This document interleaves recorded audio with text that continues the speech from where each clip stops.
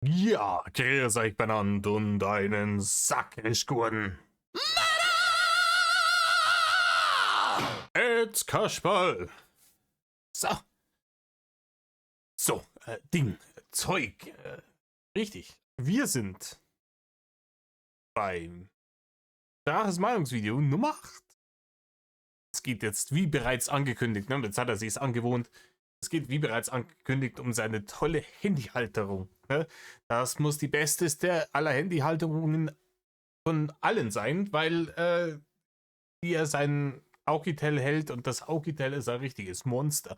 Und das, Leute, das wird sicher gut, dauert wieder 10 Minuten. Wahrscheinlich sieht so aus, als hätte er es auch wieder am selben Tag gemacht. Wayne, Leid. Nicht ewig schwalen, hockt euch her, Sammermehrer. Reißt euch eine Häube auf. Denn wir machen erstmal hier den Bildschirm weg und dann gehen wir in rein. Metal Leute, Servus und ein herzliches Willkommen beim Metal Reini.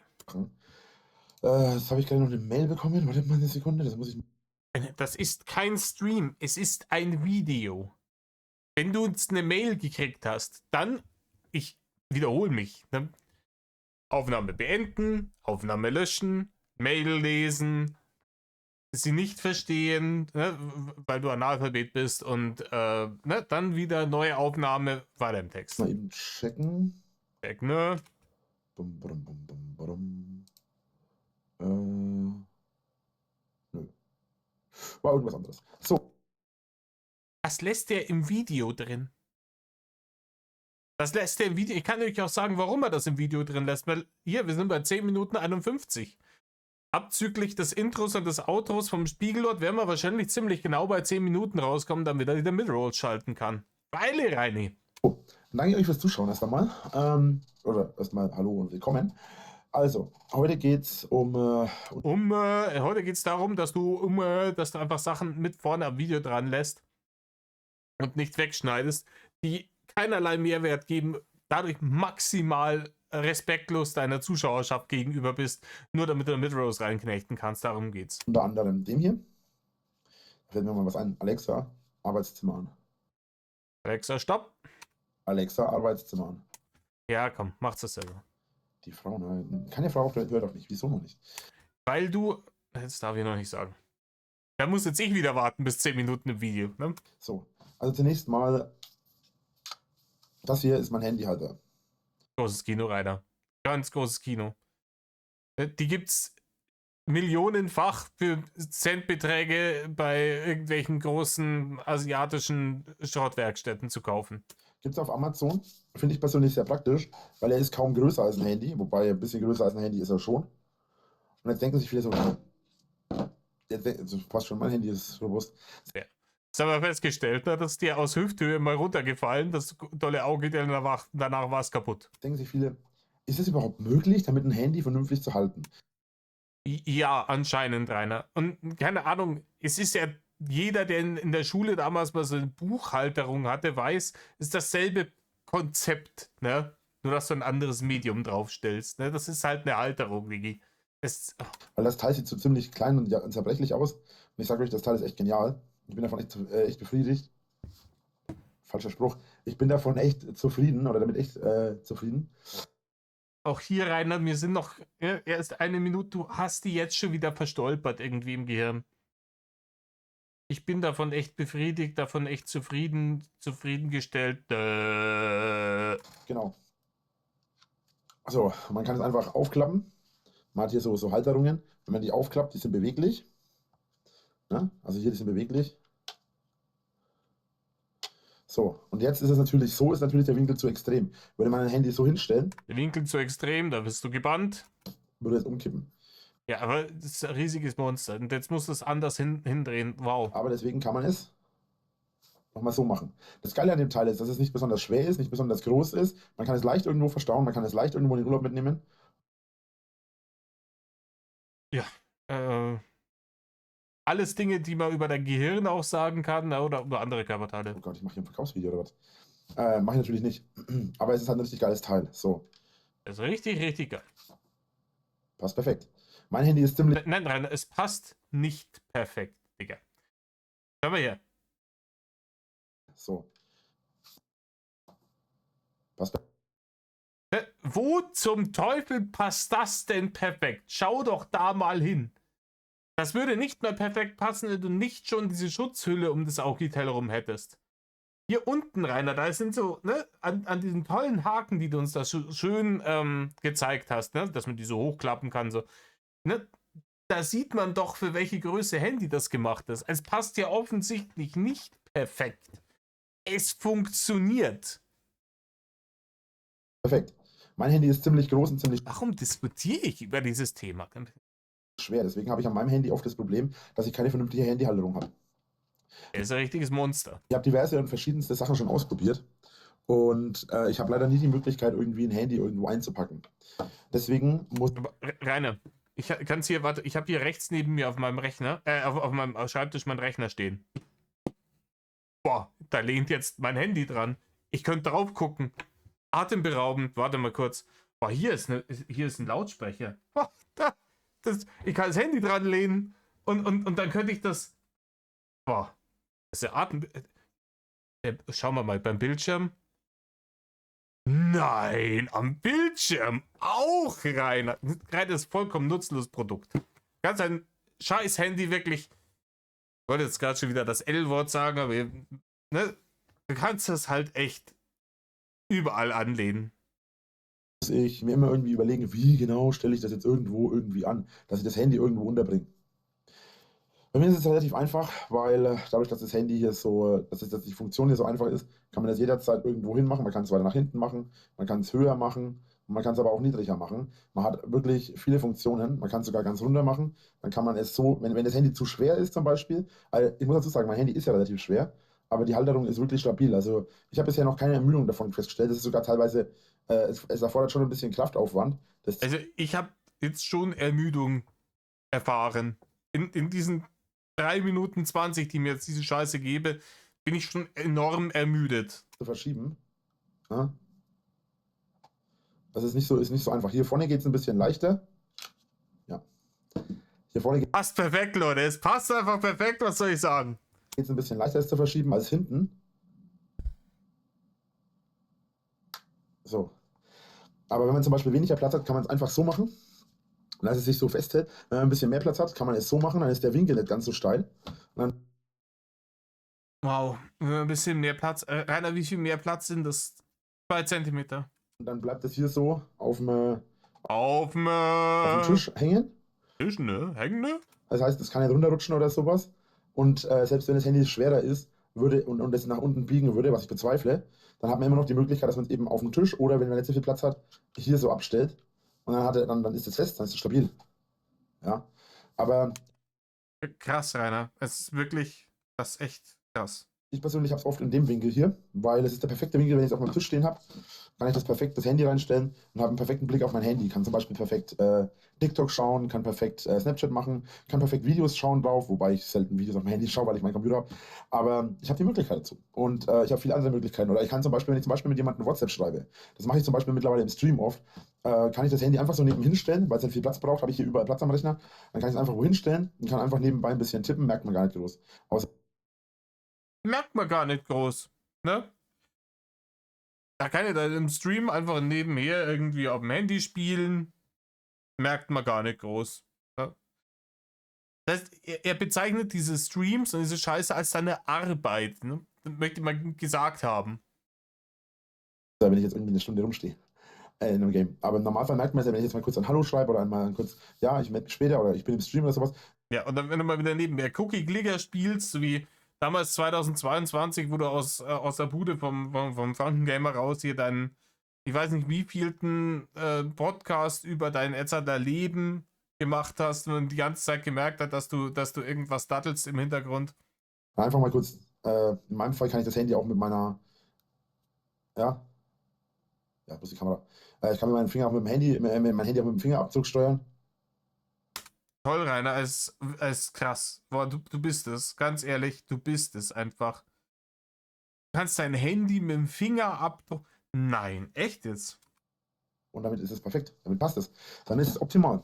Ja, aber Rainer, das ist nicht so optimal, wenn der Fingerabdrucksensor hinten am Handy ist und nicht vorne.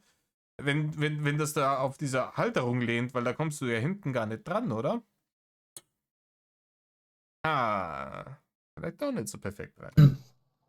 Und das Coole ist, Das ist richtig cool. Ah ja, nee, schau, da ist er oben drüber. Ne? Das ist schon cool, ne?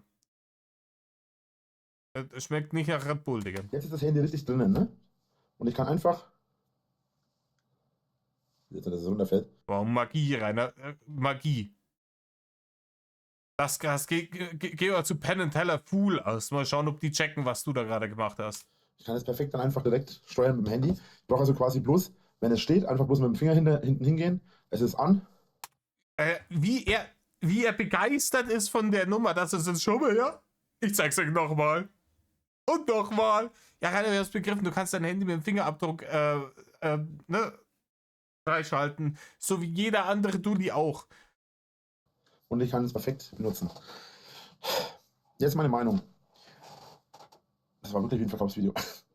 Ist es natürlich nicht. Ich will das Ding jetzt nicht andrehen, sondern ich will, das ist auch kein Product Placement oder sonstigen Scheiß, obwohl es Ja, Product Placement, da wäre ich auch als Hersteller von dem Ding sauer, wenn ich das hier als Product Placement kriegen würde. praktisch schwer.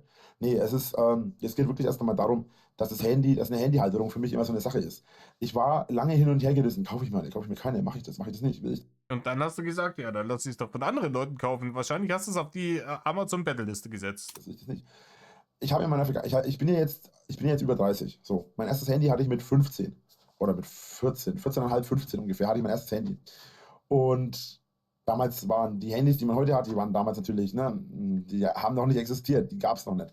Das krasseste Handy, Nein, Rainer, wir benutzen nicht seit 15 Jahren dieselben Mobiltelefone auf dieser Welt. Wow, Rainer, wow. Das wäre mir jetzt ohne dich überhaupt gar nicht aufgefallen. war, als ich dann in die 7. oder 8. Klasse kam, das war damals das Motor Racer. Das war damals total bekannt, weil das so dieses Klapp-Handy war, dieses ganz dünne Klapp-Handy, war sau cool. Motorola Racer war das damals oder so ähnlich. Und ja, es war damals halt so, dass ich die Yeah. Oh. Jetzt hat er wieder einen Schlaganfall. Schaut euch an.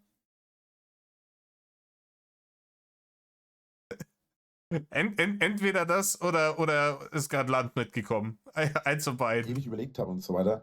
Weil ich habe mir immer wieder damals gab es diese, ich weiß nicht, ob ihr die noch kennt, es gab damals diese Handyhalterungen, wo man hingestellt hat, das hatte so Füßchen, hatte so ein Teil vorne dran und oben so ein Kopf und hatte so Hände nach vorne, als würde es das Handy umarmen, als wäre das Männchen, was die Hände umarmen würde und auf dem Schoß hätte, so ungefähr. Und das war eigentlich ganz cool, weil das sah cool aus und das hatte irgendwie Stil. Das Dumme ist nur, Handys passen heutzutage in sowas nicht mehr rein, weil Die Dinger hatten Stil, ganz genau. Wenn du 5 Jahre alt bist, hatte sowas Stil. Handys damals schmaler waren und auch nicht so groß waren. Also ein Handy damals war vielleicht so groß und ungefähr so schmal. Ja, also im Prinzip so eine Ecke vom Handy war das damals. Es gab natürlich auch größere Handys. Es gab Handys, die hatten die Größe von einem Haustelefon. Aber im Normalfall waren die, vor allem die Nokias. Ich habe ja noch einen 3310 da. Ich weiß nur leider nicht, wo es ist, sonst hätte ich mal geschaut. Aber, oder ich glaube, ich habe es mittlerweile weggeworfen, weil es ist schon seit Jahren kaputt. Auf jeden Fall ist es so, ähm, es ist auf jeden Fall so, dass es nicht funktioniert. Also wow, Rainer. Mein erstes Telefon war ein Nokia 3210 auch. Der Klassiker. Ja, lange Rede, gar keinen Sinn.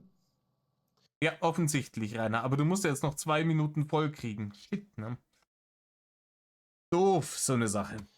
Die, Die Haterfliege war schon wieder im Bild.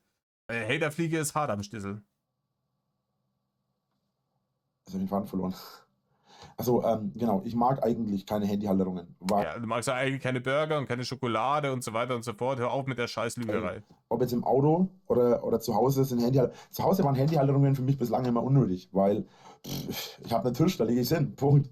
Aber ich muss sagen, vor allem seit ich meine Überwachungskamera auch am Handy und am Tablet immer benutze und auch seit ich neben YouTube, während ich streame, zwischendurch mal kurz eine Sprachnachricht an meine Freundin oder so schicke oder eine Textnachricht an meine Freundin schicke, ist es tatsächlich praktischer, seit ich die. Aber jetzt hat er sich beim Lügen wieder verstolpert, ne?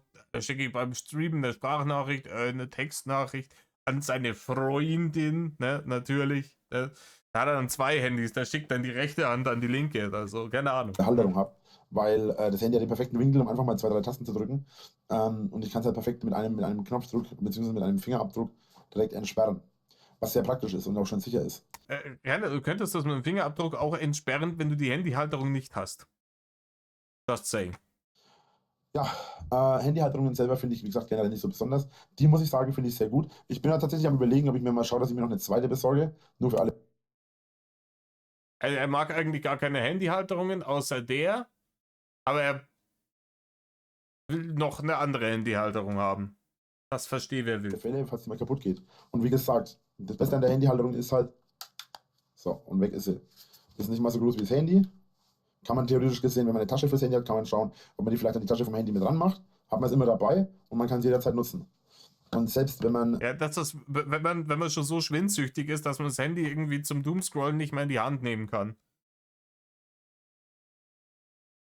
Oder, keine Ahnung, chronisch irgendwie 8 Stunden Handyzeit am Tag hat, wo man nur, ja, dann wird irgendwann der Arm schwer, dann muss das abstellen. Keine Tasche fürs Handy hat, man kann es auch mal in die Hosentasche stecken, weil es ist kaum größer als ein Handy. Beziehungsweise es ist ungefähr so groß, wie die Handys früher waren. So groß ungefähr war damals mein HTC. Nicht mein HTC war viel größer. Das hier ist ungefähr so groß wie Das HTC war ein richtiges Monster. Das ist ungefähr so groß wie ein iPhone 3, hätte ich gesagt. damals mein Huawei, mein erstes Huawei war das kleine. Das hat 80 Euro gekostet, das war ungefähr so groß wie das hier. Oder mein Samsung Corby war auch ungefähr in der Größe. Rainer, wie viele Handys hast du gehabt in deinem Leben? Also mal ganz ehrlich. Gut, ich bin, glaube ich, auch so ein Dulli. Ich benutze die wirklich bis Ultimo. Weiß nicht, wie viele Handys hatte ich in meinem Leben?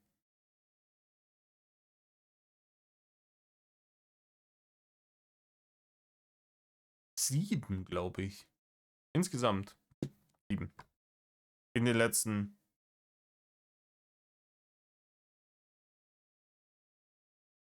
15 Jahren? Nee. 25 Jahren?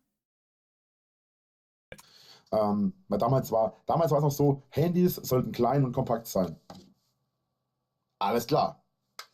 So. Ja, und irgendwann haben wir festgestellt, auf dem Handy kann man auch im Internet Borneo-Filme anschauen, dann ist das Display wieder größer geworden.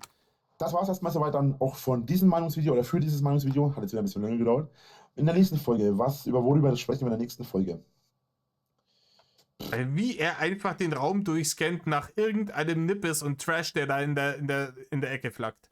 Ach ja, das ist doch eine gute Idee. Wir sprechen in der nächsten Folge über Feuchttücher. Willst du mich verarschen? Und meine Meinung dazu. Bis zur nächsten Folge, euer Drache, haut rein und tschö, tschö. Wir sind immer noch gespannt, wie Reiners Hosenbund, was er zu Feuchttüchern zu sagen hat. Wo sind wir denn hier? 18 Minuten erst. Okay, na, machen wir kurz Pause, dann machen wir Feuchttücher. Wir gleich wieder da. So, da sind wir wieder. Und da gehen wir gleich rein. Feuchttücher, ne? Metal, Leute. Metal Rainer, wissen wir Bescheid. Na komm. Ja, Servus und ein herzliches Willkommen beim Drachen. Öfter mal was Neues. Das ist im Prinzip genau der Punkt in diesem Format. Heute haben wir einen kleinen anderen Winkel, obwohl das die gleiche Aufnahmesession ist. Ich musste kurz weg und da habe ich das ein bisschen umgestellt. Jetzt habe ich einen anderen Winkel. Mein Gott. Erstens wieder die Gesichtskrämer. Warum ziehst du die Fresse irgendwie halbert hinter die Schulter? Es interessiert auch überhaupt keinen, ob du jetzt zwischendurch beim Kackduschen warst. Und mal wieder ein anderer Winkel. Ganz großes Kino, Rainer. Der dreckige grüne Lappen ist immer noch der gleiche. Die hässlichen... Nicht so schlimm. In der letzten Folge hatten wir über meine Handyhalterung gesprochen. Ja, das war fürchterlich spannend, Rainer. In dieser Folge sprechen wir über Feuchttücher. Ich habe jetzt keine besonders vielen verschiedenen Feuchttücher. Ich habe jetzt halt im Prinzip nur die hier, jeden Tag. Da ich die und ich möchte... Und die hat er da liegen, wenn er wieder 5 Tage lang nicht geduscht hat, damit er sich unter den Möpsen kurz rauswischen kann, wenn es zu jucken anfängt. Deswegen sind die da. Nicht ansprechen, weil ich möchte das jetzt groß thematisieren. Ich spreche es nur ganz kurz an, weil ich das da eben habe. Ich habe die Feuchttücher von den Hatern zugeschickt bekommen, weil die mich damit verarschen wollten. Weil ich ab und zu ein paar Sachen von jedem Tag gehabt hatte. Als ich noch viele Sachen von Jahr gekauft habe, kam das gleiche raus, nur halt mit Jahr. Egal. So, wir wollen, wie gesagt, die Hater thematisieren. Wir haben jetzt hier Feuchttücher mit Kamille. Und jetzt ist die Frage, was genau ist am sinnvollsten bei Feuchttüchern, beziehungsweise sind Feuchttücher überhaupt sinnvoll? Naja, es ist erst einmal die Frage, wofür benutzt man die Feuchttücher? Ich für meinen Teil benutze die Feuchttücher entweder, Leider meistens, wenn man irgendwas feucht reinigen will. Wäre jetzt Hot Take in der Nummer. Ne? Wenn man irgendwas feucht reinigen will, Feuchttuch. Bin ich da was auf der Spur? ja, und das war es eigentlich auch schon. Ich habe keine Ahnung, wofür ich die Feuchttücher nutze. Eigentlich benutze ich keine Feuchttücher. Ich habe mein Leben. Ein Motorrad fährt im Übrigen auch nicht. Die scheiß Feuchttücher-Packung ist offensichtlich halb leer. Die Hälfte davon, keine Ahnung, die sind von alleine aus der Packung gehüpft und sind zum Nachbarn rüber getänzelt, wie in so einem scheiß Disney-Film. Irgend sowas wird passiert sein, weil er kann sich überhaupt nicht vorstellen, wer die da in der Schanze hätte verbrauchen können und wofür. Ja, also zum Beispiel, um sich das Arschgebirge abzuwischen, wird das wahrscheinlich nicht benutzen, weil diese Kackduscherei kommt nicht von ungefähr. Der Mann ist damals schon mit den Armen nicht mehr an die relevanten Stellen hingekommen. Leben lang noch nicht einen einzigen Cent für Feuchttücher ausgegeben. Versteht mich nicht falsch. Hätte ich jetzt zum Beispiel ein Kind, ja, hätte ich jetzt einen kleinen Sohn oder eine kleine Tochter, die man auch wickeln müsste, dann würde ich Feuchttücher natürlich benutzen, weil man die jetzt zum Saubermachen von den Kindern gut verwenden kann. Aber für mich als Erwachsenen, man kann sie, wofür man die Feuchttücher verwenden kann. Für ihn als Erwachsenen bringen die überhaupt nichts. Ne? Wenn man da anfängt, bei ihm, ne? Ist so eine Packung 70 Tücher, ne? Einmal Stuhlgang, dann ist die weiter, gell? Dann doch besser irgendwie Kackduschen, ne? Und wenn es Kackenduschen irgendwann nicht mehr reicht, wenn er sich dann wirklich auf so ein Jabba the Hutt-Niveau angefressen hat, dann kommt Uwe mit dem Kercher. Und diesem Hazmat-Suit. Da gräbt er dann hinten irgendwie so eine Sickergrube aus und da muss er dann sein Arschgebirge drüber halten und dann geht er Uwe mit zu dem Kercher, ja. Und danach hier so ein Eimer voll Babypuder. Puff. Kann ist, wenn man mal klebliche Hände hat. Kann man sie mal am Rechner, ist es praktisch, dann kann man sie mal schnell sauber machen, ohne jetzt extra zum Waschbecken rennen zu müssen. Ja, ich gehe trotzdem lieber mir die Hände waschen, als so ein Kokolores da anzufangen. Wobei ich Kokolores, Digga, wo kam der denn her? Bin ich 60 oder was? sagen muss, ich habe eher das Gefühl, dass meine Hände danach noch mehr kleben als vorher. Ja, Rainer, weil es halt einfach so viel die Leute sich das wünschen, keine adäquate Alternative zum scheiß Händewaschen gibt. Ne? Wenn du wirklich deine Hände einfach normal sauber haben willst, dann musst du sie dir waschen. Da hilft das nicht. Da hilft im Übrigen auch nicht dieses komische Desinfektionsgel, was sich die Leute, das ist kein Ersatz fürs Händewaschen. Das andere ist, wofür ich Feuchttücher benutzen würde, eventuell oder auch schon benutzt habe, ist, wenn ich mich sauber mache, wenn ich mich geschminkt habe. Das Problem dabei ist allerdings, dass es verschiedene Arten von Schminke gibt. Und bei mancher Schminke ist es äußerst unpraktisch, wenn man sich mit Feuchttüchern sauber macht. Habe ich jedenfalls festgestellt. Und weil manche Schminke dann erst recht klebt. Und Ja, aber man muss sie halt auch nicht wie irgend so ein Zweijähriger den Muttis Make-up-Koffer ne, gesucht und gefunden hat, irgendwie permanent irgendeinen Bart in die Fresse klatschen, wie nicht ganz gescheit, damit man da sitzt und halt wirklich aussieht wie ein obdachloser Clown. nicht weggeht. Oder sich am besten noch ganz übers ganze Gesicht schmiert. Ich habe mich mal mit Feuchttüchern. Wenn ihr nicht wisst, worauf ich anspiele, dann gebt einfach bei Google Drachenlord Indianer Staffel ein. Sauber gemacht. Ich hatte hier an der Stirn ein bisschen was und hier an den Seiten ein bisschen was. Ich wische drüber, mein ganzes Gesicht ist braun und schwarz und grün. Und ja, was zum. Also, Auch hier wäre Waschen erstmal das allererste, was ich machen würde. Waschen erstmal. es ist schwierig. Feuchttücher, also besonders am Rechner benutze ich die Und dann gibt es für so Schminke spezielle Abschminktücher. Aber die hat ihm wahrscheinlich keiner von der Amazon-Bettelliste gekauft. Vielleicht waren sie zu teuer. Ich benutze die eigentlich, wie gesagt, für gar nichts. Wenn ich sie mal benutze, also wenn ich jetzt mal welche habe, jetzt habe ich ja welche, benutze ich es ab und zu mal, um den Bildschirm sauber zu machen, meine Maus sauber zu machen, mein Handy mal sauber zu machen oder meinen Bildschirm vom Tablet mal sauber zu machen. Aber für was anderes benutze ich die eigentlich nicht. Und wenn die mal leer sind, werde ich mir keine. Also er benutzt die Feuchttücher zum Bildschirm sauber machen. Bitte was? Neuen kaufen, weil die sind sinnfrei. Wenn ich wieder welche kriege von Zuschauern oder sowas, dann verschenke ich die halt an Freunde oder Bekannte. Ich habe Ja, du hast beides nicht, Rainer. Dann benutzt du sie halt weiter. Ehrlich gesagt gehabt. Aber das ist natürlich auch so eine Sache. Mit so Feuchttüchern könnte man auch immer so Sachen machen, wie, keine Ahnung, die Klobrille zwischenreinigen. Auch das ersetzt richtiges Badezimmerputzen nicht, aber bis er mal so eine Alternative in einem stressigen Alltag hat und sagt, hier, keine Ahnung, komm erst wirklich so für gute Grundreinigung machen, komme ich erst am Wochenende dazu. Ja, aber solche Dinge kann man. Ich hab immer feuchtes Toilettenpapier da, weil wir haben 5 Katzen. Und das ist am praktischsten. Es passiert mal, dass so eine Katze auf dem Weg hinaus aus dem Katzenklo in ihr Erzeugnis tappt. Ne? Und wenn sie das dann in den Pfoten so drin hat, dann ist das mit diesem feuchten Toilettenpapier praktischer zu entfernen, als die Katze unter den Wasserhahn zu halten, weil ich weiß nicht, jeder von euch, der eine Katze hat und schon mal versucht hat, die unter den Wasserhahn zu halten, weiß, was da Phase ist. Und ja. Genug Bekannte, die Kinder haben. Ich habe genug Bekannte, die sowas auch benutzen. Oder auch Freunde. Dann verschenke ich das an die Leute. Für mich Warum hast du es dann mit den ersten Feuchttüchern nicht gemacht, dass du es gleich verschenkt hast, wenn du sagst, unnötig und brauchst die eigentlich nicht? selber ist es sinnlos, weil ich benutze die, wie gesagt, nicht. Ich habe die ein einziges Mal angerissen und aufgemacht. Und deswegen habe ich sie jetzt halt noch hier liegen, weil ich sie halt mal zwischendurch gedacht habe, ich probiere das jetzt mal aus. Weil alle ja immer so, Feuchttücher, voll geil. Ja, kennt man, oder? Also ich kann praktisch nicht an der scheiß Bushaltestelle stehen, ohne dass mich jemand darauf anspricht, so, hey, du siehst aus, als hättest du das noch nicht gecheckt, aber weißt du was, ich muss dir jetzt mein liebes Geheimnis erzählen, Feuchttücher sind der Shit einfach. Das ist das Beste, was es gibt, ne? Das ist richtig krass, schafft dir die bloß an. Ist am laufenden Band, Rainer. Keine Ahnung. Ja, ansonsten, Feuchttücher sind meiner Meinung nach somit irgendwie die sinnlosesten Tücher, die es gibt. Mal abgesehen Das erwähntest du bereits, Rainer. Sind wir wieder bei dem Ding, du bist in der Runtime, ne? davon, wenn man natürlich ein Kind hat, was wir ja gerade erklärt haben. Wenn man das Kind wickelt und sauber macht, ist es natürlich gut und manche Hater wickeln lässt. Wie gesagt, ich will das Thema gar nicht ansprechen. Also, Feuchttücher sind für mich immer ein bisschen uninteressant. Ja, Hater wickeln auch, ne? Weil Hater haben im Gegensatz zu dir Snoo und dadurch kommen da auch ab und zu mal Kinder zustande, ne? Kamille ist immer so die Frage, wieso hat das Zeug eigentlich einen Kamille-Duft drinnen? Ich meine, Kamille riecht gut, ja.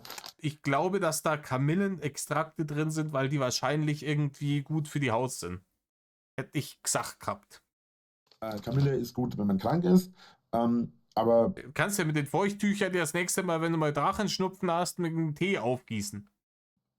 ich persönlich finde jetzt nicht, dass Kamille besonders gut riecht. Ich persönlich bin auch nicht der Meinung, dass Kamille generell irgendwie gut aussieht oder gut, also gut aussieht ist eine Blume natürlich, ne? Das ist Ja, wie gesagt, keine Ahnung, ob das dann gut riecht oder nicht. Das ist halt Geschmackssache, da kann man nicht drüber streiten. Und ich nehme halt an, dass es wahrscheinlich Kamille irgendeine Wirkung hat. sieht natürlich wie eine schöne Blume aus, klar. Das ist auch okay, aber ich weiß nicht. Ich kann mit Kamille nicht sonderlich viel anfangen, außer im Tee. Und ehrlich gesagt, dass ich die Feuchttücher, ich habe die jetzt mittlerweile schon wieder lange nicht benutzt, ich habe sie nur 2, 3 Mal benutzt hier am Rechner und habe auch nur 2, 3 Tücher rausgenommen. Aber ich muss ganz ehrlich sagen, mir wurde von dem Geruch tatsächlich schlecht. Ich weiß nicht, ob das an mir lag, Ja, lag an dir. ob das am Geruch der Tücher lag oder ob die Tücher einfach irgendwie schlecht waren, obwohl ich glaube, Aber ist euch was aufgefallen? Der Ohrstecker ist draußen. Was wieder zu unangenehm. Hätten wir wieder sauber machen müssen. Ne? Und mit den Feuchttüchern, das hat nicht gereicht. Hätten wir tatsächlich waschen müssen, die Scheiße. Und danach desinfizieren. Das muss man länger als irgendwie einen Tag machen. Das ist schon wieder eher uninteressant. Das ist harte Arbeit.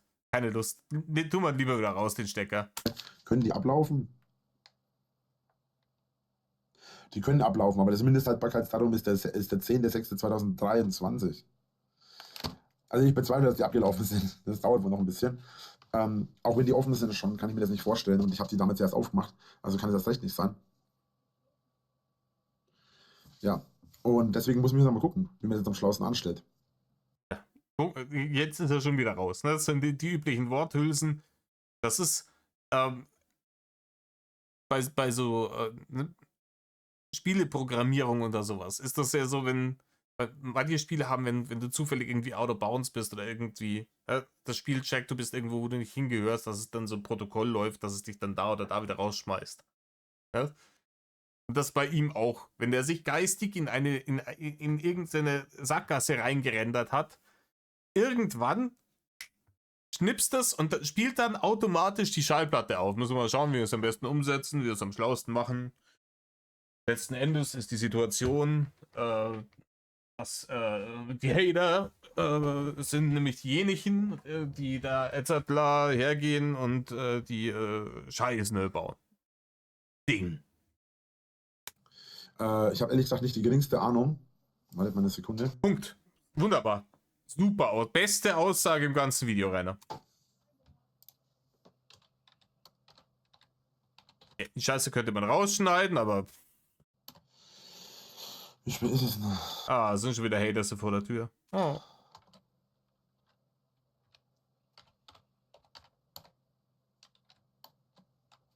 Das hier ist Teil eines Videos über Feuchttücher.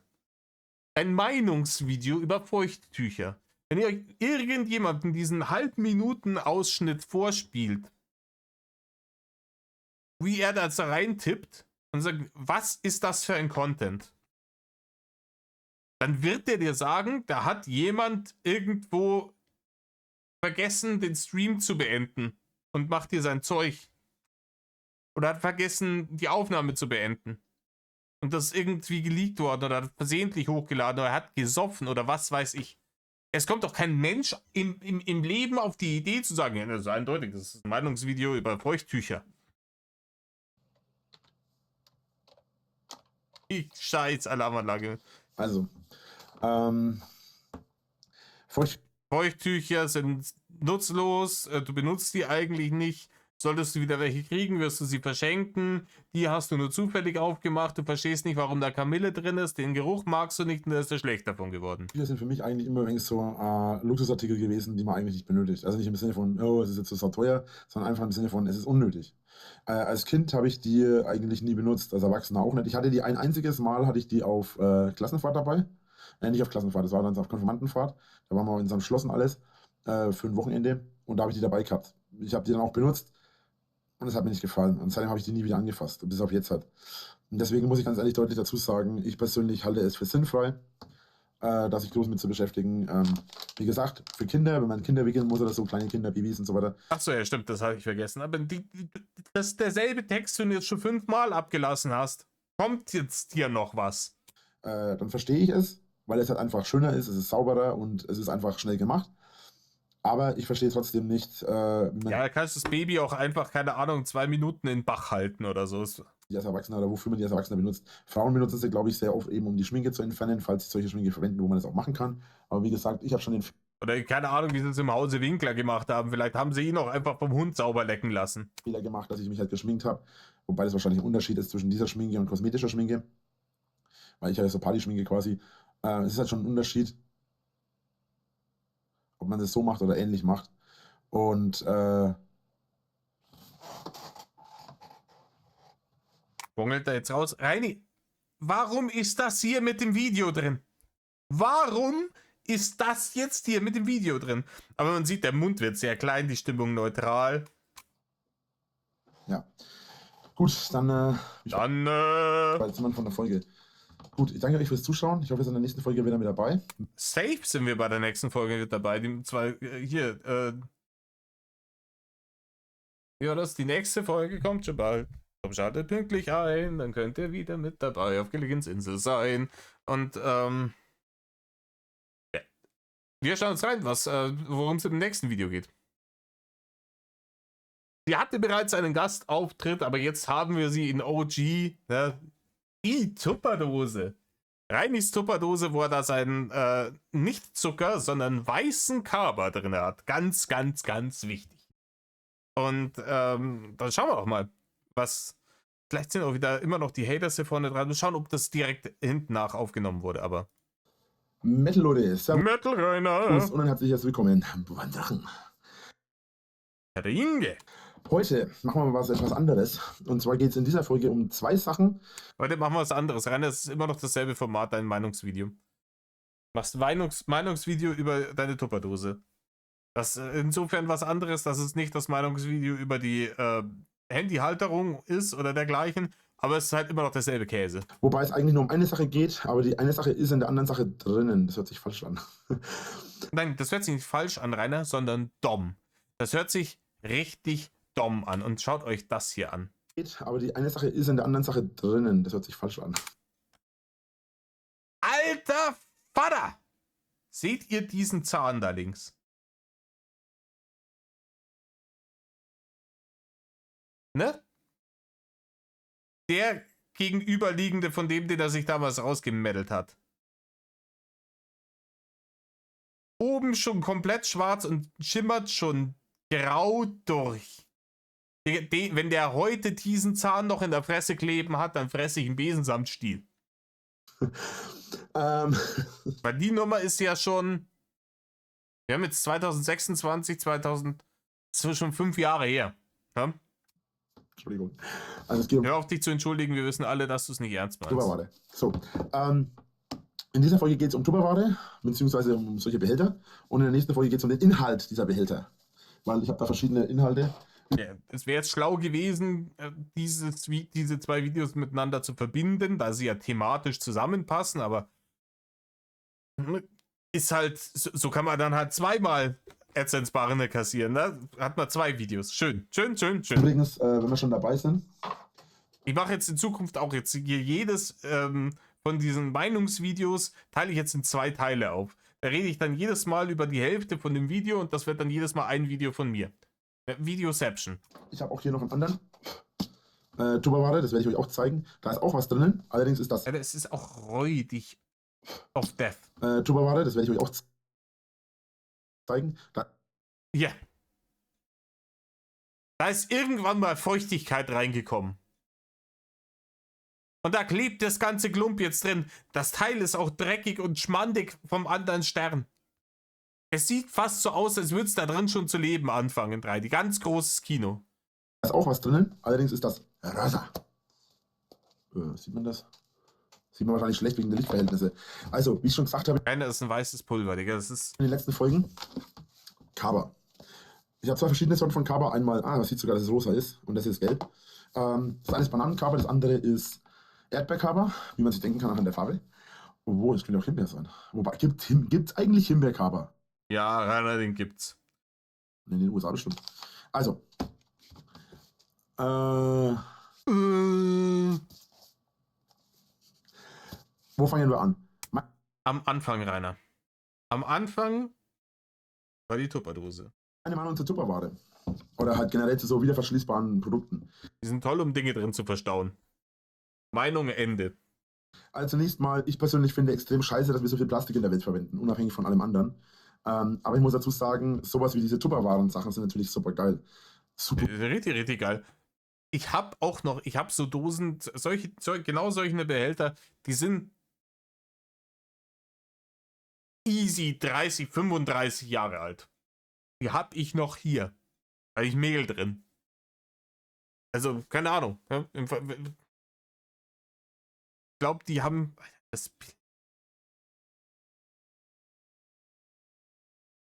Au, meine Fresse.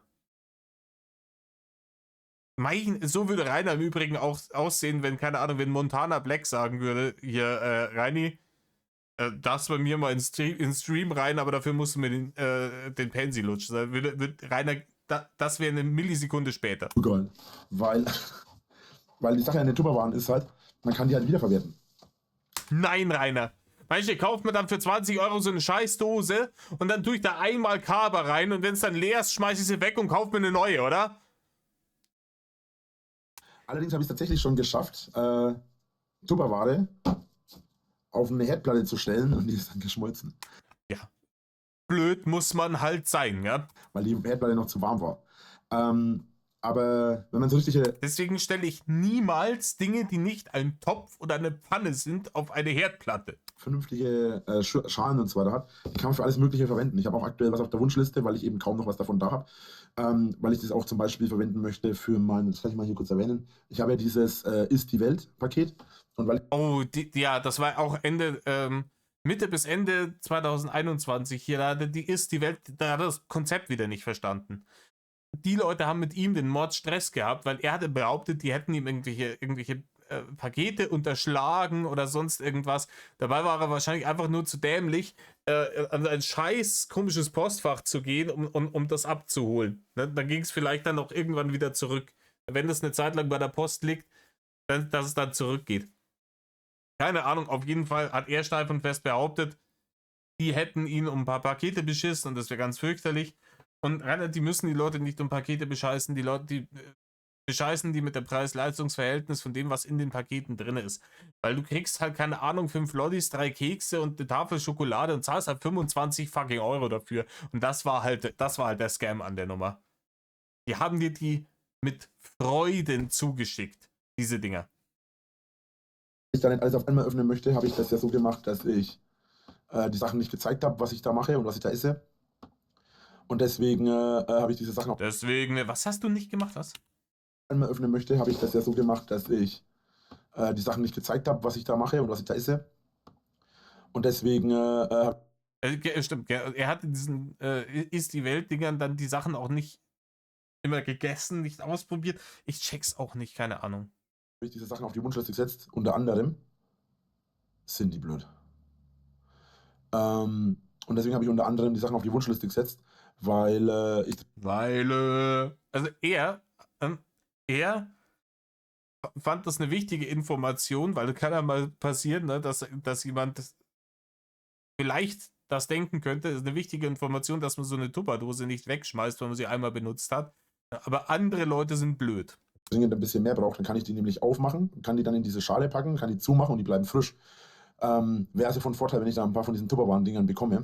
Ja, der auf die Bettelliste die Tupperdinger gesetzt. Rainer, bei diesen ganzen Friss-die-Welt-Dingern brauchst du mir nicht erzählen. Erstens sind die Portionen immer verschwindend klein, die da drinnen sind. Und an dem Abend, nachdem du diese Kisten gekriegt hast, da traue ich mich alles wetten. Kiste gekriegt, Video hingestümpert dazu und danach hast du das weggesaugt. Alles. Am selben Abend, Digga. Weil es auch sinnvoll ist halt für das Video. Ansonsten habe ich eben aber viel. Ich habe diese 2 und ich habe noch 2 weitere und das war's. Also ich habe insgesamt 4 Stück noch. Ich habe ehrlich gesagt keine Ahnung, wo die alle hin sind. Ich weiß, dass wir dafür Dutzende und Aberdutzende davon hatten, aber die sind irgendwie alle verschwunden. Die sind alle nicht mehr da. Die existieren nicht mehr. Ja, keine Ahnung, ich nehme mal an, vielleicht hat ja deine Mutter auch mal was mitgenommen, als sie ausgezogen ist. Ne? Dass sie gesagt hat, hier, ich habe in den letzten Jahren einen Haufen Kohle hier in diese Tupperdosen investiert, die packe ich mir ein. Keine Ahnung.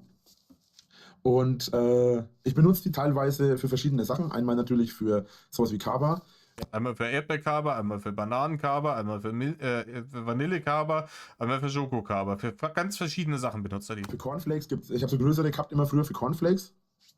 So. Was ist denn jetzt passiert, Rainer? War da ein Schnitt?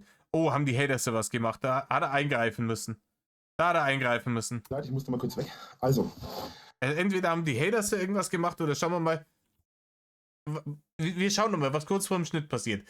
Ob er auf die Kamera schaut, dann waren es die Haters. Ansonsten nehme ich an, dass er sich vielleicht eingeschissen hat. Sowas wie Kaba. Für Cornflakes gibt es, ich habe so größere gehabt immer früher für Cornflakes.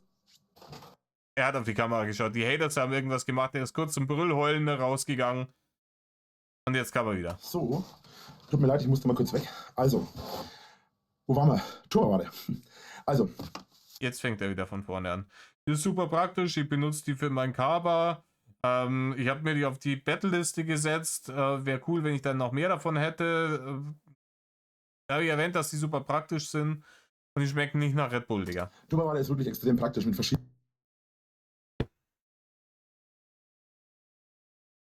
Was mache ich hier eigentlich? Funktionen und Möglichkeiten. Ich muss aber auch dazu sagen, dass mich das Ganze an Plastik ziemlich nervt. Kunststoff ist natürlich ziemlich beschissen, vor allem, weil wir Kunststoff für fast alles benutzen. Wir haben Rainer, diese Dinger waren speziell dafür da, dass man gesagt hat, man macht ein anständiges Produkt aus Kunststoff und spart sich dann dafür jede Menge Verpackungsdreck. Was wenn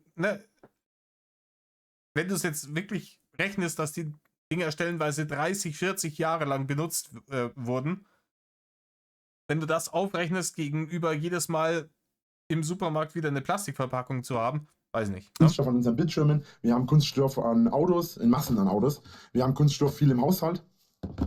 Ich persönlich mag keinen Kunststoff an sich, aber es ist halt teilweise fast unumgänglich.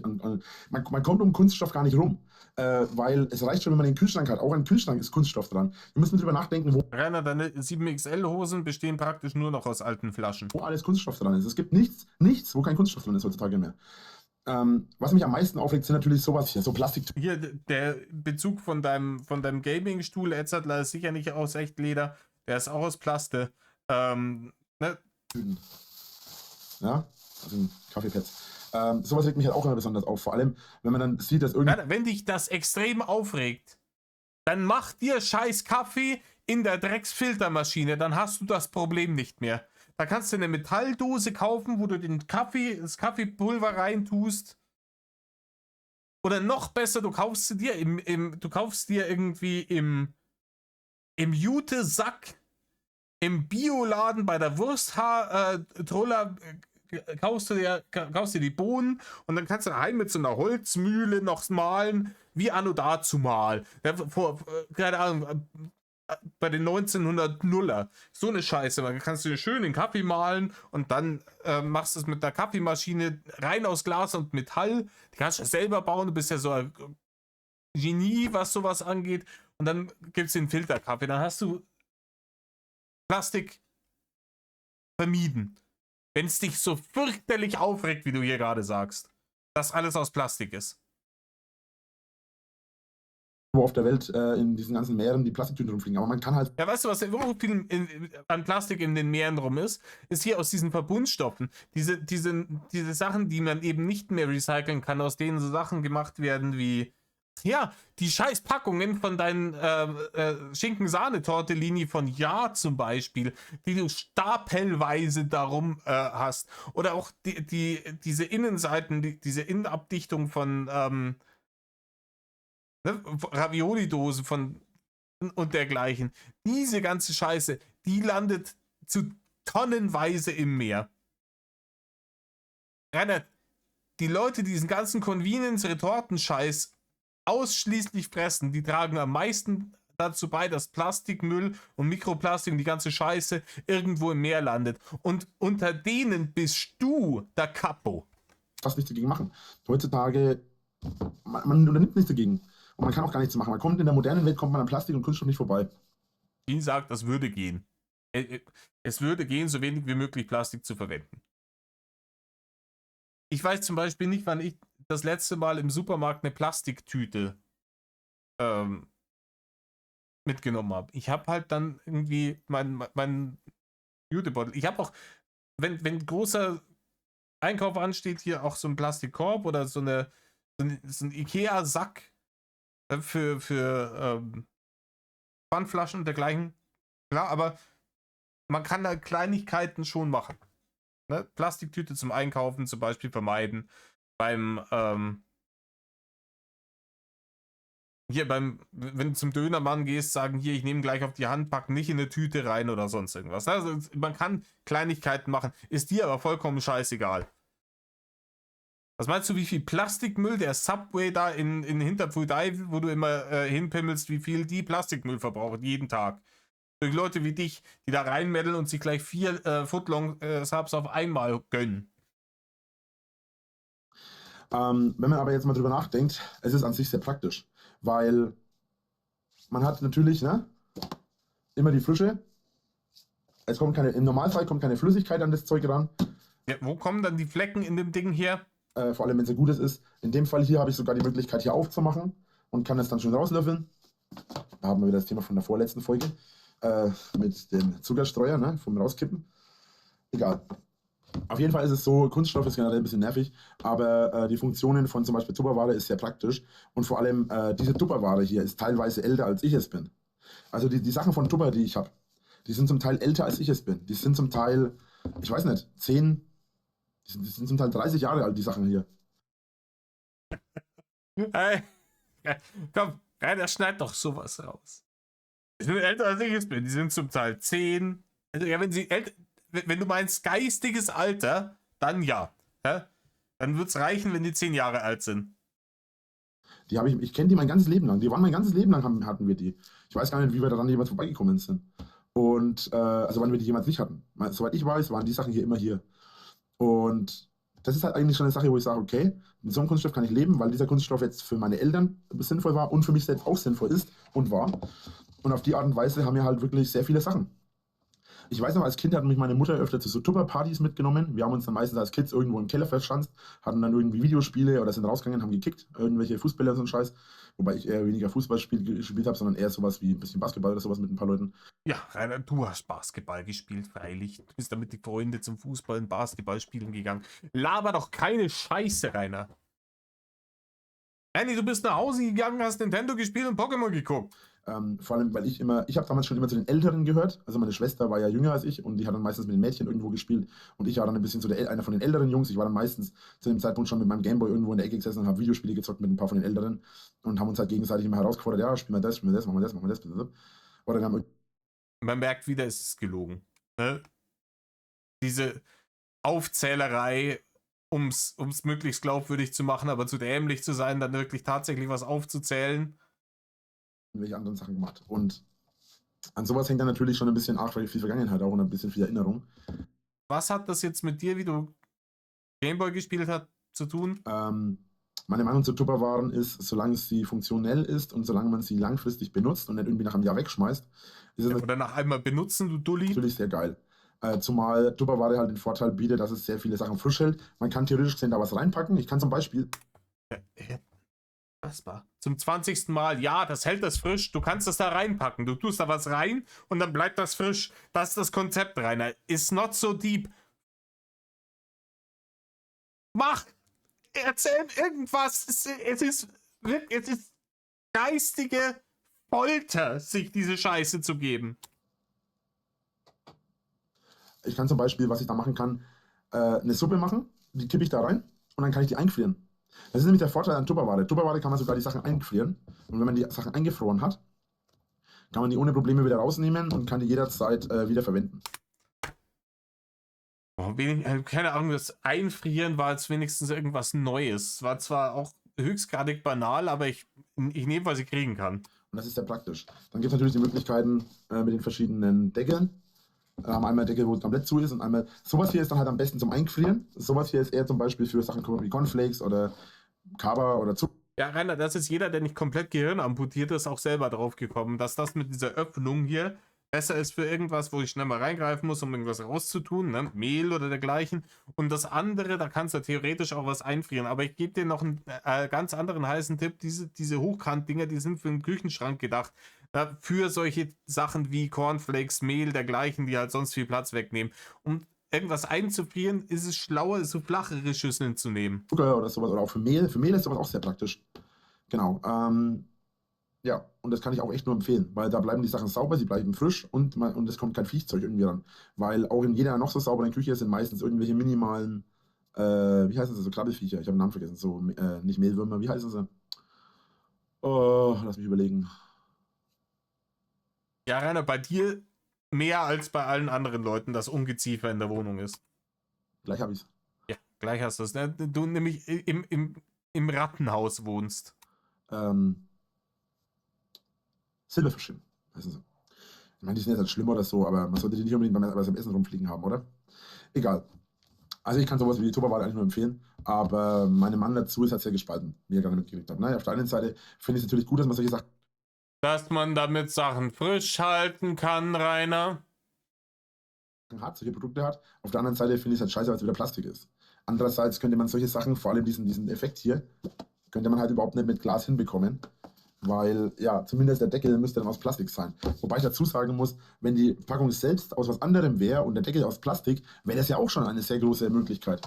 Ja, aber dann ist es viel schwerer und wenn es dann vielleicht mal einem runterfällt oder dergleichen, dann ist es eher mal kaputt, wenn es aus Glas ist. Rainer, die Dinger sind schon, noch dazu ist es sehr, sehr, sehr viel teurer.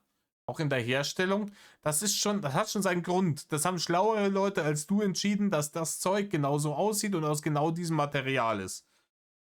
Und das kannst du jetzt entweder nehmen oder nicht. Wenn du Plastik nicht magst, dann lässt es halt bleiben. Und ansonsten, dann hältst halt dein dummes Maul, frierst deine Suppe ein, Hammer gelacht, ne, die du gekocht hast.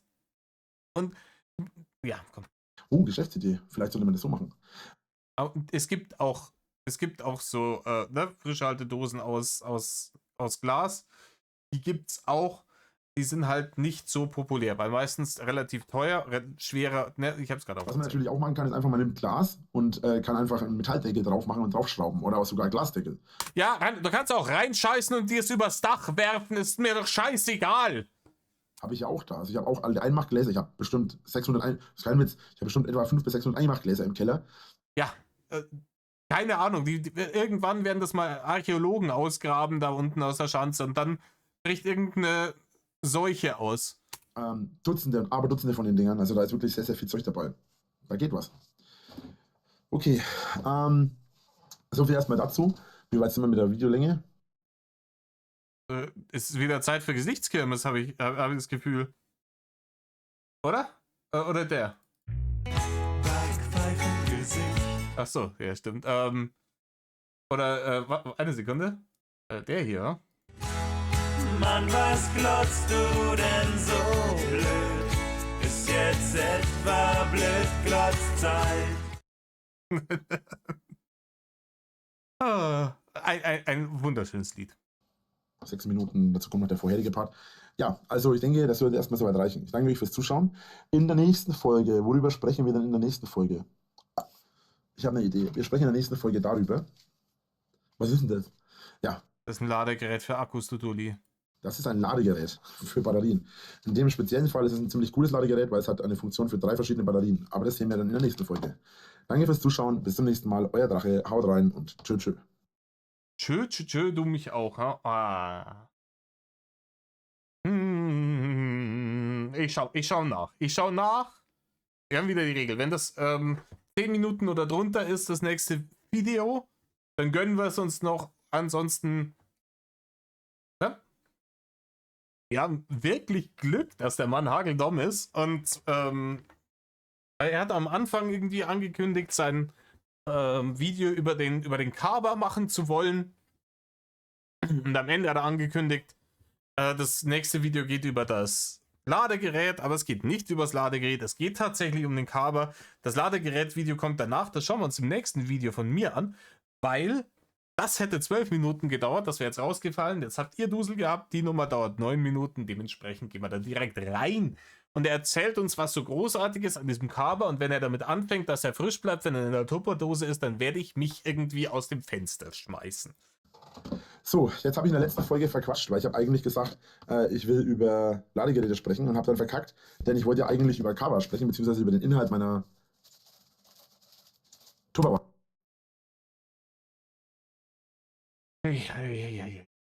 Kampfanfall nennt man das, oder? Ich rede die ganze Zeit über Tupperware und dann vergesse ich es wieder. So, also. Ja, schön blöd muss man sein, ne? Carver. Was genau ist Carver?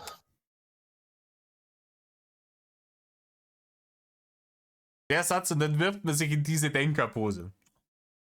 Aber die alten Inkas haben damals Kakaobohne. Und da gibt es sicher auch irgendeine DuckTales-Folge dazu oder so, keine Ahnung. Beziehungsweise nicht, was genau ist Carver, sondern was ist meine Meinung zu Carver?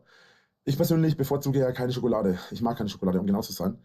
Ja, außer wenn er wieder tafelweise Schokolade frisst, im Stream, ne? Einfach nebenher. Ich glaube, das hat der dann auch irgendwann gar nicht mehr gecheckt. Das lag da und das war Automatismus, hat sich das einfach reingeschoben und hat gar nicht gecheckt, dass es Schokolade ist, was er da frisst. Was ich aber mag, ist zum Beispiel Vanille. Schoko, ja genau.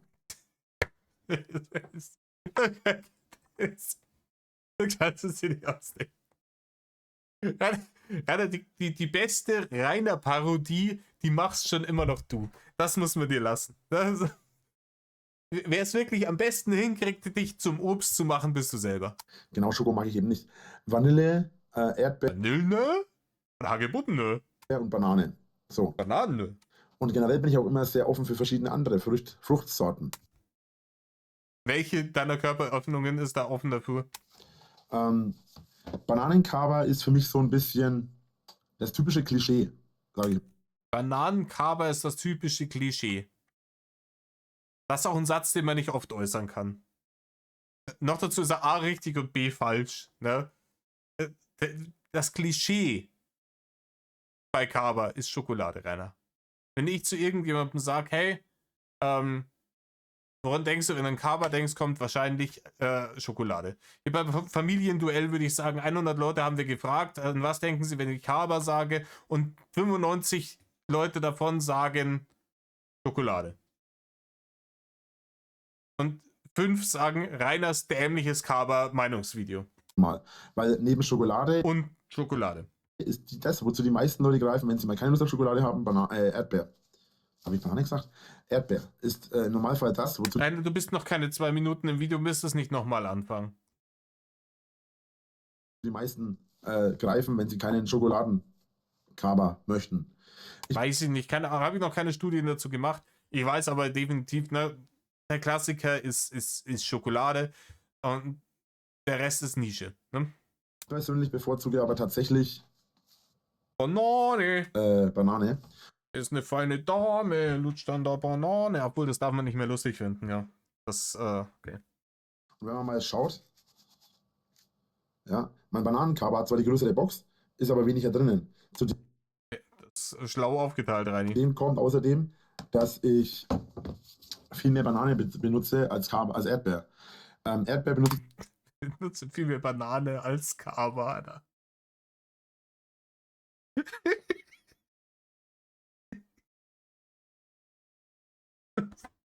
Das ist unfassbar. Keine Ahnung, ich kann mich eindampfen, bis die scheiß Wände schmelzen, und ich laber trotzdem nicht so eine Scheiße wie dieser Mann. Das tatsächlich relativ wenig. Ja, ich trinke dann zwar immer noch mehr Schoko, weil Schoko, habe ich eigentlich Schokokaba da?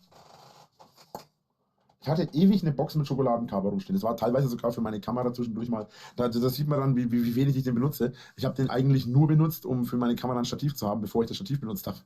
Ja, hätte ich was anderes benutzt, Rainer. Ich glaube noch keine Lebensmittel, damit ich eine Kamera draufstellen kann. Bevor ich das Stativ hatte.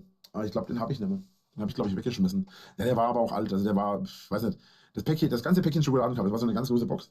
Wie lange hatte ich den? Nein, es interessiert echt keinen Menschen. Er ist vollkommen scheißegal. 8 Jahre? 9 Jahre? Nee. 600 Kilometer! Könnten sogar 10 gewesen sein. Ich glaube, ich hatte den tatsächlich fast 10 Jahre lang. Das müsst ihr mal vorstellen. Ich habe den gekauft, noch bevor mein Vater gestorben ist. Und ich habe den fast 8 bis 10 Jahre gehabt. Alter, ziemlich heftig. Also das seht ihr, Das ist eine richtige emotionale Bindung schon. Den hat schweren Herzens hat er den dann weggeworfen. wie wenig Schokoladenkaba ich trinke. Der war nicht mal zur Hälfte leer. Und ich weiß auch gar nicht, warum ich glaube, ich habe den damals gekauft für einen Geburtstag oder so, weil ein Kumpel meinte, ja, bring Schokoladenkaba mit, ich brauch den für irgendwas. Ja, warum ist dann der Schokoladenkaba nicht bei dem Kumpel geblieben? Wie räudig wäre das? Also ganz zu schweigen davon, dass die Geschichte zu 1000% einfach dreist gelogen ist. Ja, weil. Aber dann der hat Geburtstag, Digga. Und dann sagt er, hey, wir wollen hier, keine Ahnung, heiße Schokolade mit Rum machen oder was weiß ich, wozu man dann Kaba braucht. Ja, wir haben so eine Pyjama-Party gemacht, was weiß ich. Ja, und dann, also hier, Reini, bring bitte Kaba mit. Und Reini, dieses geizige Knack, bringt den Kaba mit und nimmt dann, was übrig ist, wieder mit nach Hause.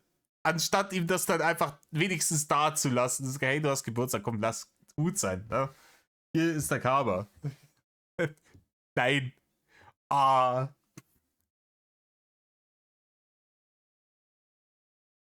Mitgenommen, dann ist dann aber die Hälfte davon weg gewesen und ich habe davon vielleicht 2 Gläser getrunken und das war's. Also übel. Das ist geil, er nimmt ihn wieder mit nach Hause, obwohl er ihn nicht mag, und lässt ihn dann da vergammelt, anstatt ihn bei seinem Kumpel zu lassen, der ihn ja offensichtlich mag. Das sagt sehr, sehr viel über sein Mindset aus. Ne? Egal, ob jetzt die Story wirklich wieder erwarten wahr gewesen wäre oder höchstwahrscheinlich erstunken erlogen ist, ne?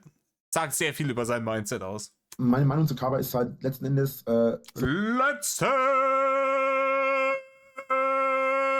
Endes. so viele verschiedene Sorten wie möglich, wäre cool. Aber ich kenne tatsächlich eigentlich nur 3 Sorten. Ich kenne Banane, Erdbeer und Schoko. Du erwähntest das bereits. Also es gibt auch andere. Himbeer weiß ich auf jeden Fall, dass es gibt. Und ich nehme an, auf irgendwelchen Nischenmärkten gibt es wahrscheinlich auch, ey, was kann es da noch geben? Kirsch vielleicht. Vanille auf jeden Fall. Ah ne, 4. Vanille kenne ich natürlich noch. Davon ist mir mal was ausgekippt, leider. Und das ist immer noch genau so da. Das ist irgendwie verschmolzen mit dem Boden. Ne? Teil der Crew, Teil des Schiffs. So ein Ding ist das. Ja, und ich kann auch echt nur sagen, Bananenkaba ist persönlich für mich eigentlich ziemlich geil, weil ich persönlich bin ein großer Fan von Bananen. Erdbeeren mag ich auch. Ich habe sogar eigene Erdbeeren in meinem Garten. Aber Ja. Aber du findest sie halt nicht mehr, weil halt 1,80 Meter hoch mehr oder weniger da schon Schilf drin gestanden ist. Weil du in diesen ganzen 10 beschissenen Jahren, die du da solo in dieser Schanze geschimmelt hast, nicht einmal einen scheiß Rasenmäher in die Hand genommen hast. Erdbeeren esse ich lieber komplett. Also ich esse Erdbeeren lieber als Frucht, als was anderes. Weil, ich weiß nicht, ich finde als Erdbeeren, Ich esse Erdbeeren auch lieber als Frucht. Dulli. Kaba, das schmeckt auch bei Banane irgendwie so. Es schmeckt so künstlich. Hier ist halt dieses künstliche Bananen- und Erdbeeraroma. Aber offensichtlich findest du es ja so geil, dass du jetzt hier einen kompletten Scheiß Meinungsdreck ins Internet pimmeln kannst darüber. Aber Erdbeer ist dann irgendwie noch schlimmer. Ich mag kein Erdbeereis, ich mag kein Erdbeershake und so weiter. Wobei Milchshake ich meistens dann trotzdem Erdbeer trinke, weil Vanille wiederum mag ich noch weniger. Nein, ein Milchshake und Kaba ist mehr oder weniger dieselbe Scheiße, nur in einer anderen Temperatur. Wenn ich kann, trinke ich von Shakes auch Mango oder Banane oder sowas. Aber Erdbeer zum Beispiel mag ich gar nicht. Ist euch übrigens schon mal aufgefallen, dass es gar keine Äpfel, also gar keinen Apfelmilchshake gibt? Doch, es gibt Apfelmilchshake. Du kannst echt aus jedem Obst Milchshake machen. Ich weiß nur warum. Egal, jedenfalls, es gibt auch kein Apfeleis, oder? Nein, es gibt Weißwurst-Eis. So, was ich halt sehr gerne mag, ist sowas wie Zitronentee. Das ist jetzt wieder natürlich noch eine andere Hausnummer, das kann man auch mal in einem anderen Video nochmal ansprechen. Ja, reiner Zitronentee ist dann schon wieder stark gesagt. Er meint dieses Bröselzeug, ne? Dieses Bröselzuckerpulver mit, was dann im Endeffekt nach Eistee schmeckt, wenn du es aufgelöst hast in Wasser. Habe ich schon mal erwähnt, ist auch so ein bisschen Guilty Pleasure von mir, aber benutze sie tatsächlich kaum noch. Weil, ja, ich bin Werbeopfer, ich habe wirklich ein Regal voll mit der Holy-Scheiße und das ist halt, was ich mir inzwischen reinknechte. Aber Da sind wieder Haters da draußen. Oh, jetzt muss ich da. Oder kommen die Bullen vielleicht? Sind die Bullen? Aber Bananen-Kaba finde ich persönlich jetzt nochmal besonders. Besonders geil. Also richtig, richtig geil. Ach, ich weiß auch nicht. Warte mal kurz, ich muss hier nochmal was aufschreiben. Lass drin, Rainer, im Video. Ist eh schon wurscht.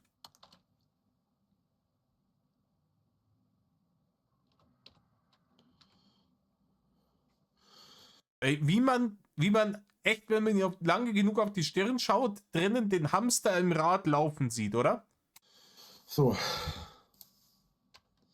Ich weiß, es ist immer nervig, dass ich das immer mitten in der Aufnahme machen muss. Ja, du musst einen Scheiß, Rainer. Du musst einen Scheiß. Du kannst auch die Aufnahme pausieren. Das geht auch. Hier, schau mal her. Ich pausiere kurz die Aufnahme. Und schwupps, das immer wieder. Ha. Magie. Das ist fast genauso magisch wie das Entsperren deines Handys mit dem Fingerabdruck.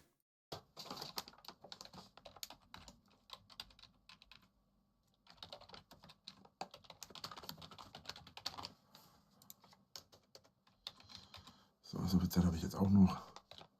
Ja, komm, was soll der Geiz, Rainer? Was soll der Geiz? Du nimmst ja hier nur ein Video zu Unterhaltungszwecken für deine Fans auf. In deinem neuen Format. Raches Meinung. Das ist ja nur deine Arbeit. Ja, was soll's? Ja, dann machen wir das halt auch noch schnell. Rainer, willst du noch mal scheißen gehen und laufen lassen dabei? Also, Bananenkaba ist für mich persönlich besonders. Ja, Bananenkaba ist der beste Kaba und den anderen, den Schokolade, den magst du eigentlich nicht und den Erdbeer eigentlich auch nicht. Aber du hast sie trotzdem beide gekauft, warum auch immer, damit du beim Vergammeln zuschauen kannst. Ich weiß es nicht. Weiter im Text rein. Also Favorite. Oh, ist jetzt wieder mit der Hand in der Hose. Was ist denn da draußen? Tut mir leid, ich will nicht immer auf die Hater ausgehen, aber das nervt langsam. Ja, mach das scheiß Tablet aus, wenn du ein scheiß Video aufnimmst. Oder pausiere, geh raus, brüll heulende, warte bis die Kuchenkinder sich verkrümelt haben und dann Hurradigams geht's weiter im Text. Also, die ganzen Aktionen mit Bananenkaber, Erdbeerkaber, Schokolade. Aktionen mit Bananenkaber, Digga. Kaber, Vanillekaber. Ich kenne tatsächlich nur diese 4 Sorten. Ich weiß nicht, ob es noch was anderes gibt. In den USA gibt es bestimmt noch irgendwelche verschiedenen Sorten. Könnte ich mir vorstellen. Aber die Amis haben ja auch die verrücktesten Sachen. Also, was die schon alles erfunden haben. Chili-Schokolade und so ein Zeug. Uah. Chili-Schokolade ist delicious. Chili-Schokolade ist richtig delicious, wenn die richtig gemacht ist. Ich meine, gut. Da schüttelt es mich vor allem wegen der Schokolade, nicht wegen dem Chili. Aber Ja, Weile, Rainer. Weile. ich weiß auch nicht. Bananenkaber ist auf jeden Fall mein absoluter Favorite, weil ich benutze den für viele Sachen. Ich habe den auch schon für Pudding benutzt. Ich habe den schon, ja, für Pudding. Ja, und du kannst auch, keine Ahnung, Fensterkit anrühren. Ne? Kannst hier Bohrlöcher in der Wand damit zuspachteln. Kannst vielseitiges Ding, fast so wie dieses rosa Pulver aus Futurama. Ne? Das gleiche gilt übrigens für Erdbeeren. Wenn ich Erdbeerpudding mache, dann haue ich auch immer noch so einen kleinen Happen Erdbeerkaber rein, weil es dann den ganzen Geschmack noch mal ein bisschen abrundet. Ja, weil noch nicht genügend Zucker und künstliches Erdbeeraroma in dem normalen billig Erdbeer-Puddingpulver drin ist. Da kommt dann noch ein bisschen was davon rein. Einfach mehr rein. Zucker. Wobei ich sagen muss, Damit mehr Geschmack reinkommt. Damit er überhaupt noch was schmeckt. Das ist der Punkt.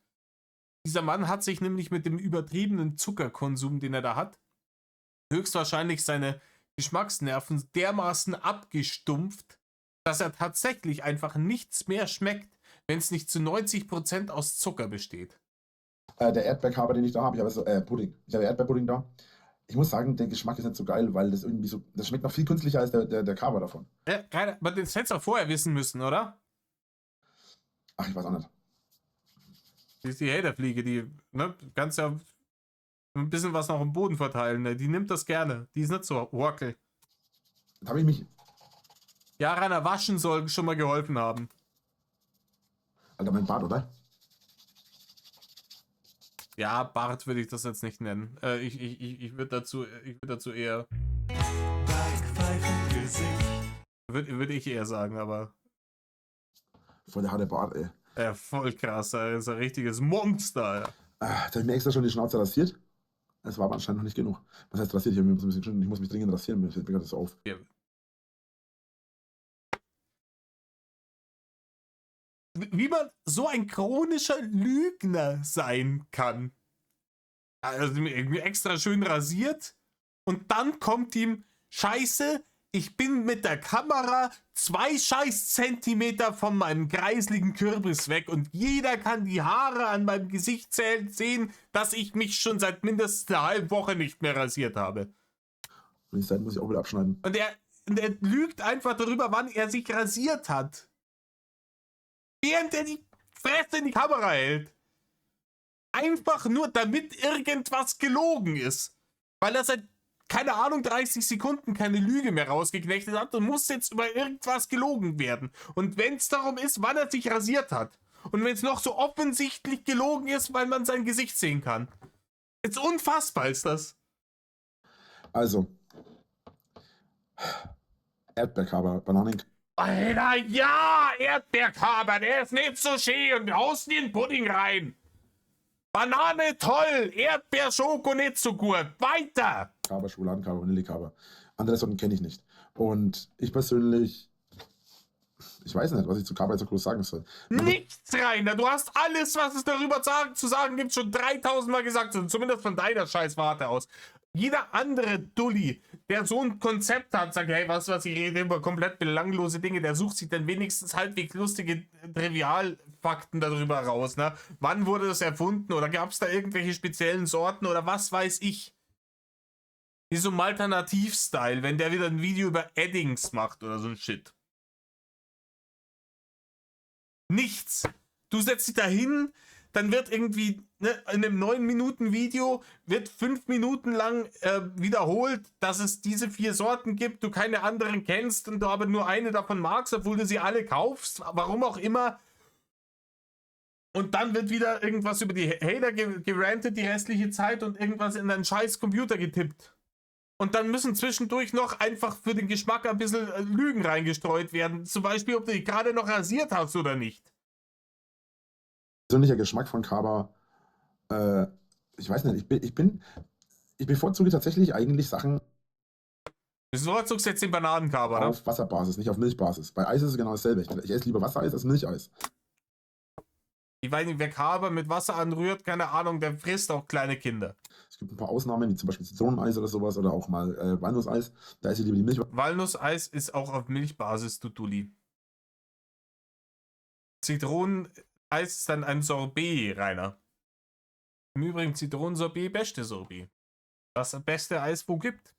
Variante, wobei bei Walnuss gibt es, glaube ich, keine Wasservariante. Bei Zitrone schon.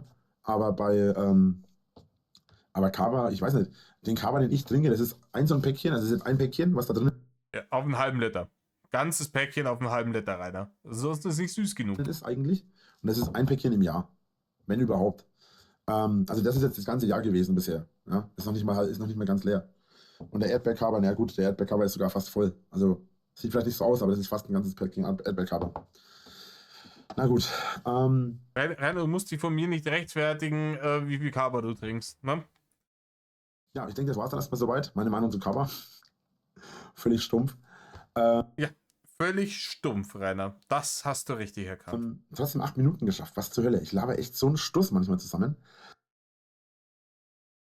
Ja. Gut, wir sehen uns in der nächsten Folge. Ich hoffe, Leider, ja. Ey, wirklich, die letzten Male hatte ich echt Bock. Heute war ein wenig anstrengend. bei der nächsten Folge wieder mit dabei. Jetzt muss ich mal kurz überlegen, was wir alles schon drinnen hatten. Und beim Nicht, dass er versehentlich dasselbe Meinungsvideo 5 Minuten das zweimal aufnimmt, ne? Nicht, dass er jetzt wieder kommt mit einem Zuckerstreuer. Und dann, verdammt, jetzt hat er sich die ganze harte Arbeit zweimal gemacht, 10 Minuten über den Zuckerstreuer zu schwallen. nächsten Mal kümmere ich mich dann um den Rest. Danke fürs Zuschauen. Beim nächsten Mal kümmern wir uns dann um das hier. Bis zum nächsten Mal, euer Drache, haut rein und tschö tschö. Tschö tschö, Rainer. Tschö tschö. Du bist nicht Winston Churchill. Don't do it. So, besser. Okay, Leute. Beim nächsten Mal geht es dann um dieses tolle Akkuladegerät. Ich bin gespannt. Und vielleicht wird das wieder ein bisschen unterhaltsamer. Und ja, in diesem Sinne, Leute, tut nicht, was Rainer tut. Kauft euch nur die Kaba-Sorten, die euch auch schmecken. Und wenn ihr welche habt, die euch nicht schmecken und die jemand anderem mitbringt, dann lasst die einfach da, wenn der da Bock drauf hat. So. Mad Love.